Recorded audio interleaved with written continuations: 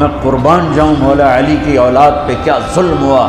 سب سے مظلوم میرے نبی کا گھرانہ ہے اور علی بن ابی طالب کی ہستی ہے جن کی ساری نسل ذبح ہو گئی، کیا شہید کیا گیا ہے، کس بے دردی سے کیا گیا ہے، ان کی بچیوں کو، ان کی مستورات کو کس طرح ننگے سر گھمایا پھرایا گیا۔ ابن زیاد کے سامنے حسین کا کٹا ہوا سر آیا، اس نے منہ پہ چھڑی ماری اور کہنے لگا میں نے ایسا حسن آج تک نہیں دیکھا، مرنے کے بعد بھی ایسا روشن چہرہ میں نے نہیں دیکھا، پھر چھڑی ماری تو انس رضی اللہ تعالیٰ عنہ کھڑے ہو کے کہنے لگے بدبخت یہ چھڑی ان ہونٹوں سے ہٹا، میں نے ان ہونٹوں پہ نبی کے ہونٹوں کو لگتے دیکھا، ان ہونٹوں کو میرے نبی نے چوما ہوا ہے۔